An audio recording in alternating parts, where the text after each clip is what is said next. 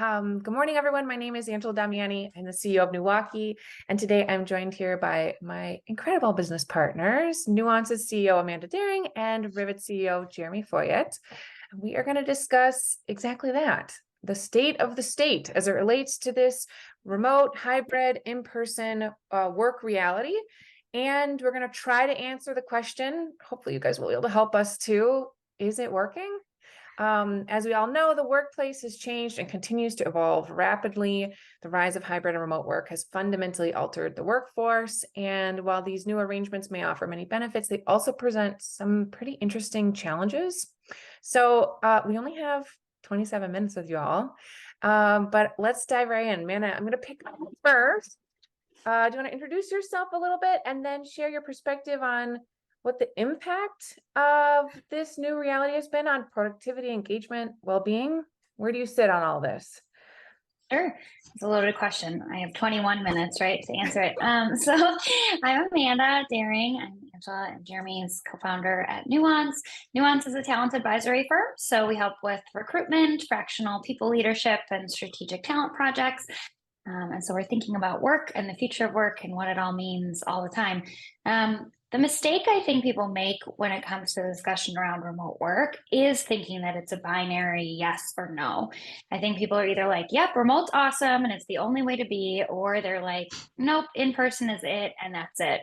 I think each have their trade-offs, and I think it's more about how do you look at the weakness of whatever you've picked, right? So meaning if you pick remote, people probably have a lot of flexibility, and then you can spend some time. You don't need to spend more time thinking about flexibility. You probably want to spend more time thinking about connection and innovation, right?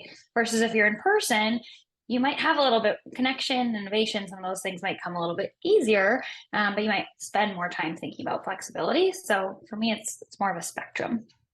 Oh, I like that as a response. Jer, why don't you introduce yourself and tell us, where do you feel like we're at?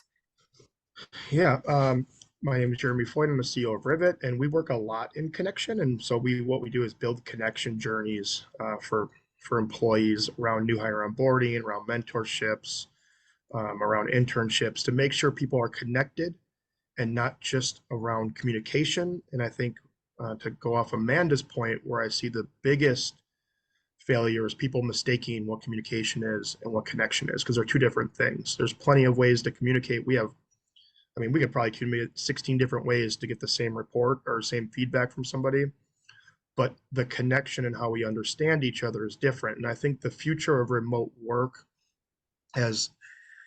I don't think it's either or. I think it's based on the person. And what we've been doing at Rivet is we build behavioral profiles of people, and we've been able to see that a lot of people engage in remote work differently and need to be engaged or connected differently. And I think we think it's a one size fits all for everyone, when it's kind of completely the opposite. And I also think no one's really figured it out completely yet on how to do that.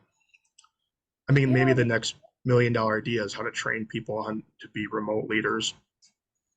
I mean, I think you're right. NEWaukee's been around for 15 years, and while we've done a ton of things in the last decade and a half, I think the through line has been that we've been obsessed with watching what motivates people, how to get them to move or take action in certain things. And so in some ways, this is just the same sort of challenge wrapped up in a new context. I know you guys have just launched this idea of a remote work rating with Rivet. Jer, I'm curious, what have you sort of uncovered about that? In some ways, I'm not surprised to hear that some personalities are better at this than others. I think it's been a long time I've been saying the sort of like one size fits all culture probably won't work. But you've sort of like unmasked it with a different like view. Yeah, I'm going to post some of these. So what we do is it's assessment based, and we've been giving assessments to employees at Netflix, employees at Walmart, and then kind of understanding how they engage and how we can, when you say rating, is we have a scale of 1 to 5.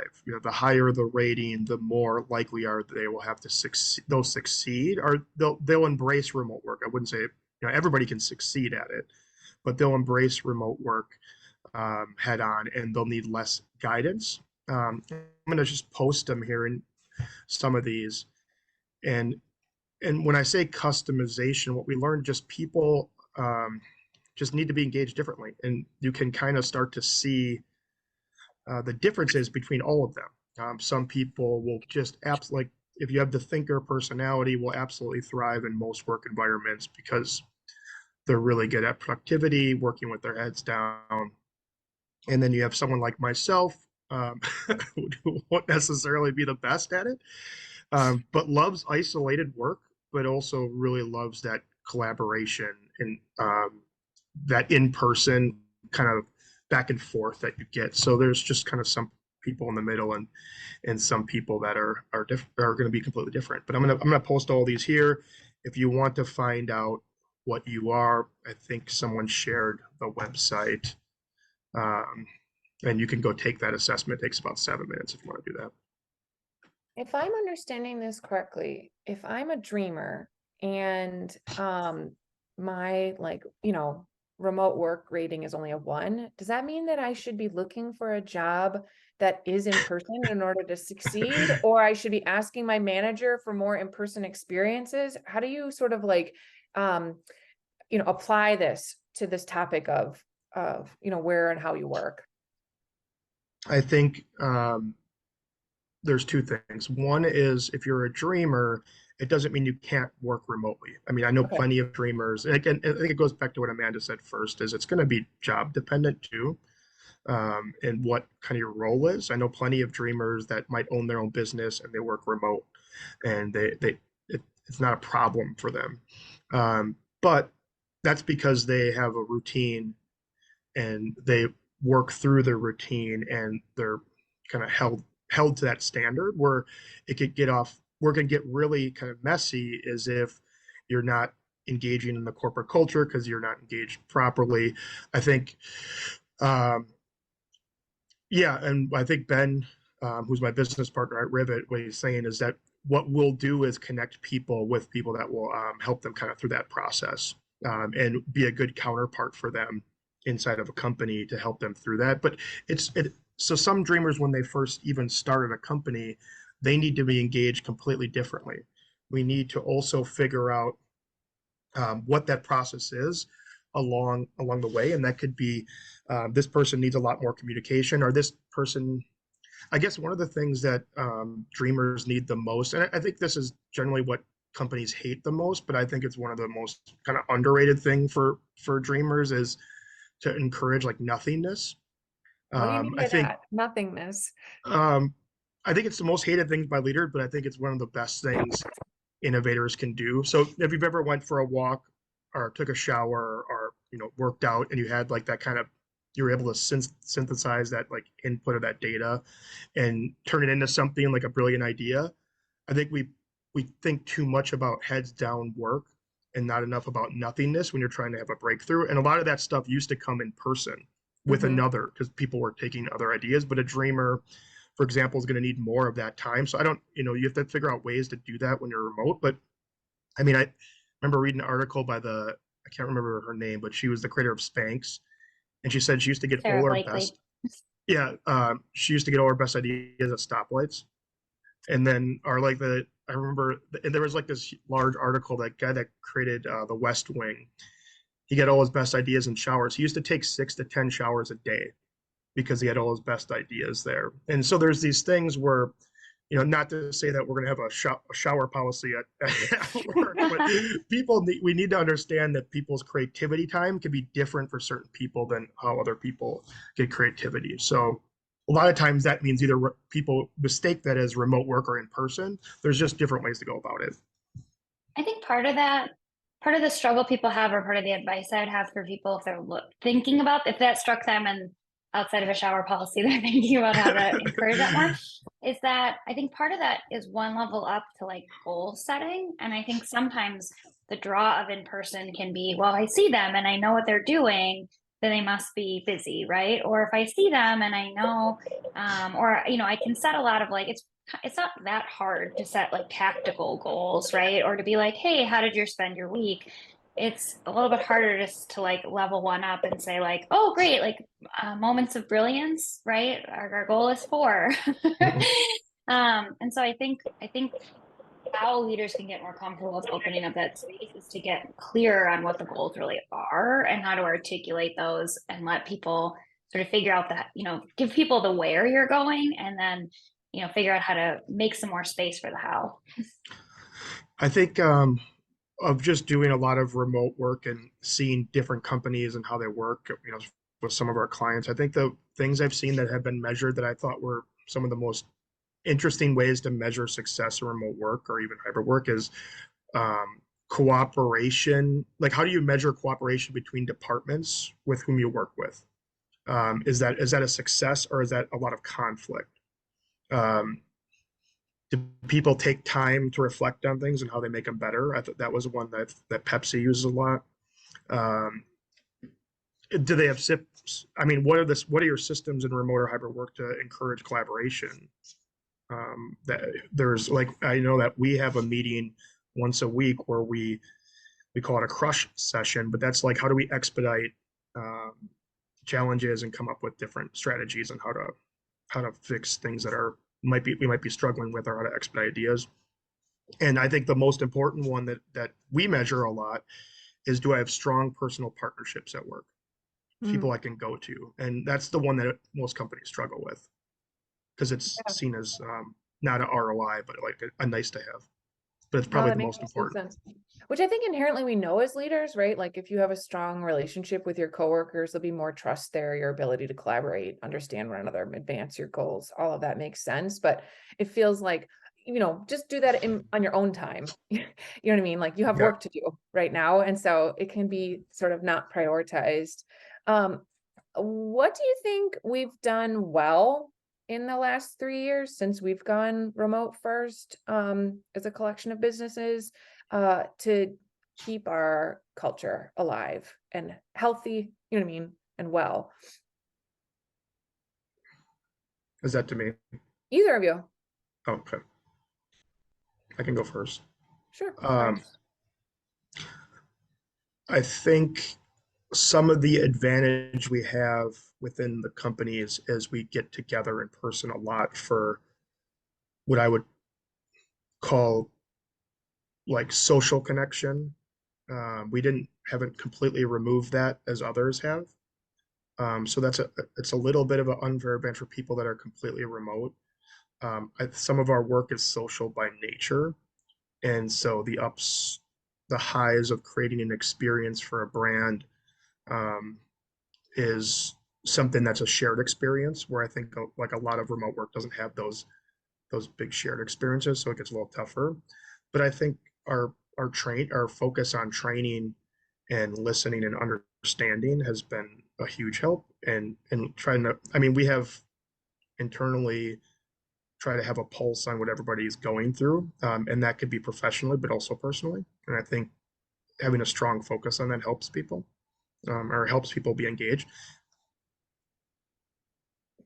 Yeah, I would echo that. I think one of the things we've done well is I like that, and this is just something about my personal work style. We tend to do a lot of focus each quarter, and I feel like that's a great amount of time, like short enough to like stay focused and not get really distracted, but long enough to move a needle if we need to. And so something I really like is that we set a theme for the quarter. And I think we do a great job of actually making sure that everything else we're doing is laddering to that theme. I think it's really easy to be like, great, our theme this quarter will be urgency, and then kind of like lose track. And then at the end of the quarter, be like, oh, hey, were we more urgent? And I don't think we do that. Like when we set the theme, every single goal, everybody's individual goals, like everything becomes a ladder to those. And I think the collective force of that can't be understated. And in quarters where we don't do that as well, I think we definitely feel it.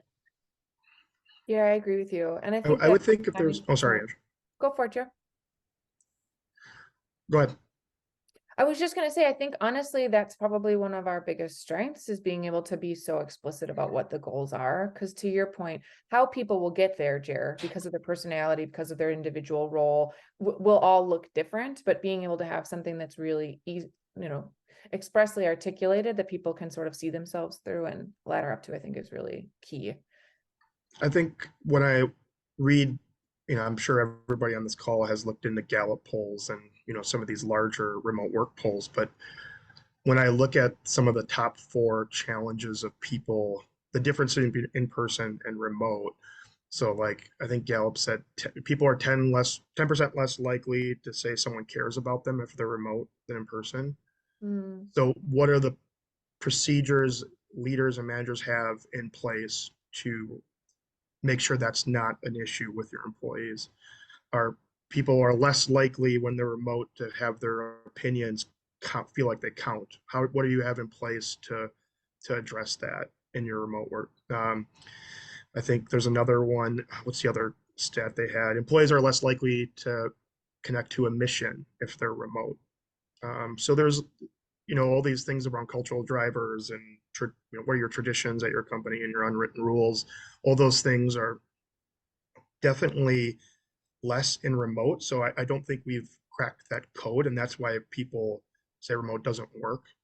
But I think in some way we have been beginning, and our company has been able to crack that code because I think we address all of these a lot and are pretty vigilant about them. Yeah. We are. I think we're vigilant. I think where we still could use, I think it's easy to lose sight of one or the other though, right? Like I think sometimes we slip a little bit into like, okay, we've over optimized on like, is everyone socially connected? Is everyone all these things? And then we're like, oh, like got to put the, like got to apply a little more pressure. Or we've, on the flip side, I think sometimes we can get really so diligent about those goals. I'll just speak for myself that like the social part gets a little bit eaten. Like it's not intuitive to me to hop on a Zoom and be like, so how's your weekend? Like I hop on the Zoom and I'm like, great. So here's the agenda. And like, let's jump in, which is my working style. Right. And so I guess I'm opening that up. Like, what else do you guys think we don't do well? Because I feel like it's more helpful to hear where we've misstepped probably for others. I think sometimes we over program. Because we think that's the answer, and maybe it's not. I think that could be a mistake that we make a lot. Yeah, I think I think the communication thing. I go back to that. It's hard to. We all want to send an email. I know people on the Rivet team that Slack is the way we communicate, and so it's like trying to bounce between different communication platforms and not doing that well. Is sometimes difficult, and to see like information's over here, it's over there, it's over there.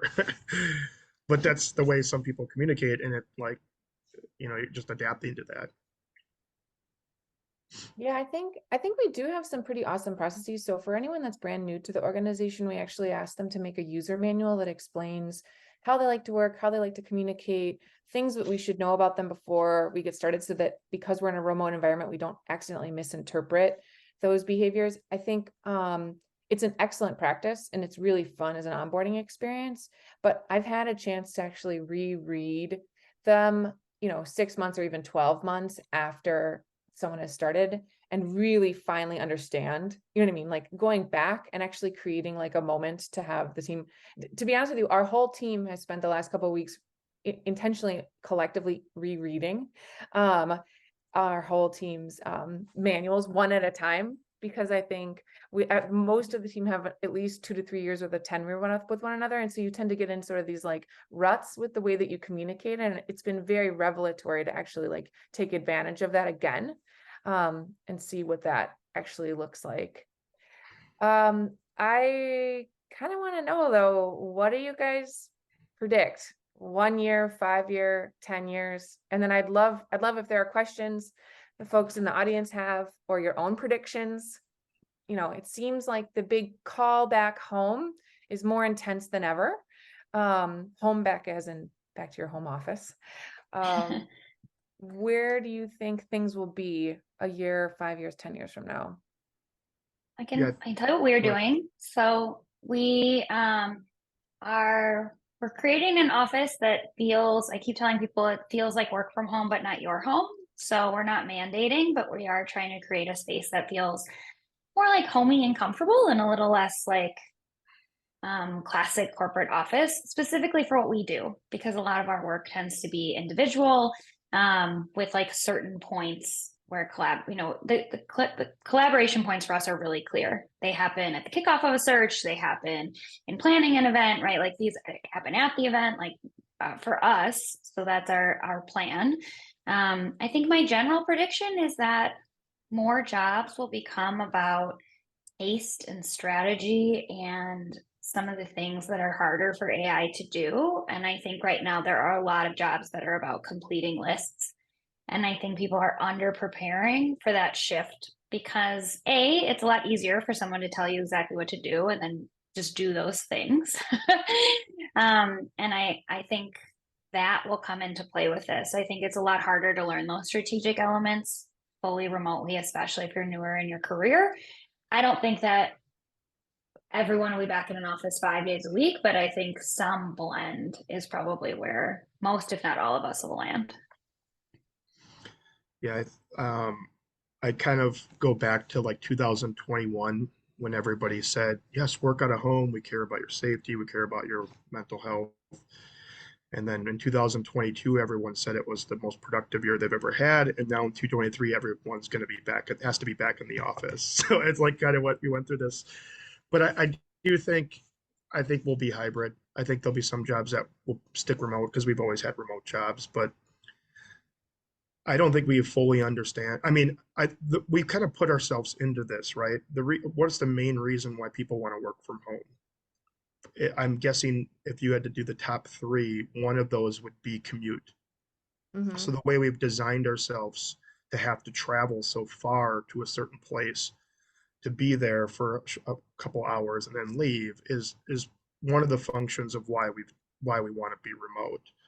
And so I could see a time when, Amanda talked about like this space, having multiple space, kind of what they did with co-working, but having people in those communities. I think you'll see a realignment of, and they're already starting to see this in companies where people only work in the same time zones, there are maybe even the same cities on teams, so they can be remote. But there's so many studies around the impacts of loneliness and cognitive overload and what just being on back-to-back Zoom calls does to your brain. You can see so many of those. I think we just haven't figured out how to do this right yet because it's new for so many people. And I don't think we have managers that are really good at it. And so until we do that, we won't see more remote work. We'll see a pushback for the old way it was, but I think it eventually it will just be some kind of, maybe it's monthly or quarterly get-togethers if you're remote, but people want to be in person. People are going to want people to be in person because I also think you're going to see a rise in side gigs because of remote work, which will also impact what employers' expectations are. I think you'll see a lot more of that. I think it's already happening. So there's a lot of like intangibles in how you manage that. I agree with you about people's like want to be together and that being together is the antidote to the loneliness. But at Newance, when we post a remote role versus a hybrid or an in-person one, it's like hundreds the times number of applicants that come through. So there really still is a push, I think, for people. Sorry, I meant that managers want people together, not Yeah. like I prefer remote work. Well, the most interesting case of this that I've been watching is actually Zoom itself. It has a new like in-office mandate, which I don't know, the irony of that just like tickles me pink. Like I think it's just hilarious. Given that we all use Zoom in order to work away from one another. I'm curious, yes, Dottie, that is something I'm also very like keen to see what happens, especially because our commercial real estate market is directly tied to our like huge pensions and things. So the implications of that market failing are cataclysmic in a lot of ways. And I feel like that part of the conversation is not being like sort of folded in.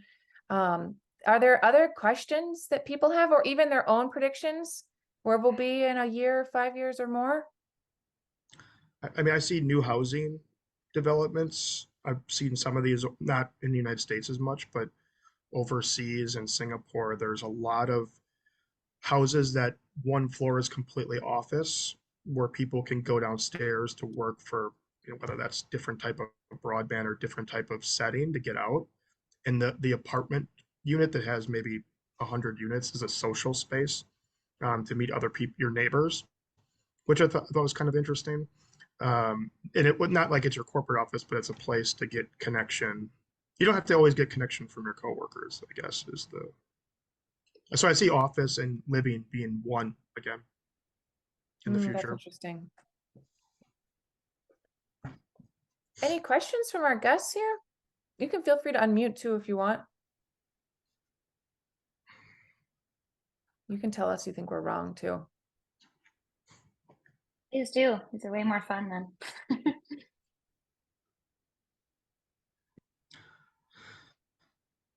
I just wanted to add in that conversation about commercial real estate and how important it is to, I think, re-envision offices of the future, much like you were talking about, where it isn't individual desks and it's more collaboration workspaces and teaming and flexibility in those locations instead of cube land for people to have a desire to want to go to the office and be in that more social setting.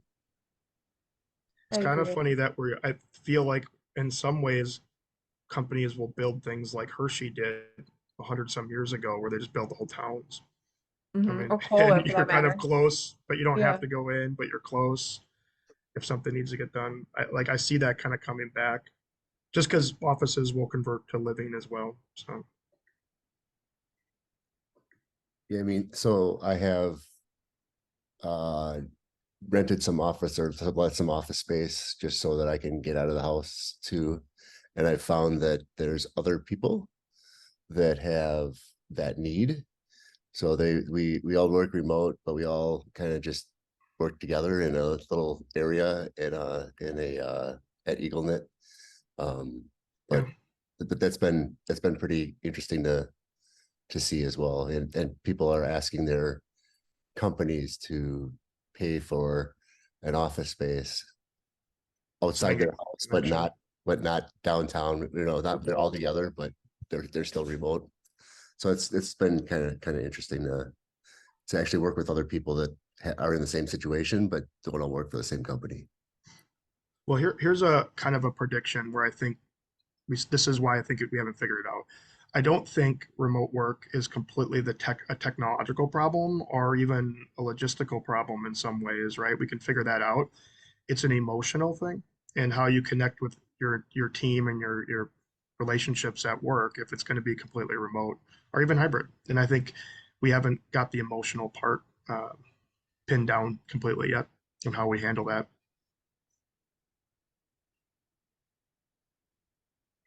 Wonderful. Well, thank you, Jared and Amanda, for taking some time to have this conversation with us. Thank you all for joining us. Thank you, Toga, for putting appropriate links in the chat.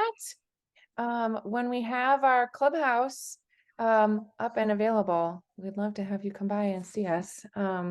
Hoping that we'll be ready to go in early Q1 to have guests, to have in-person conversations as well. So appreciate all of you, and we'll see you soon.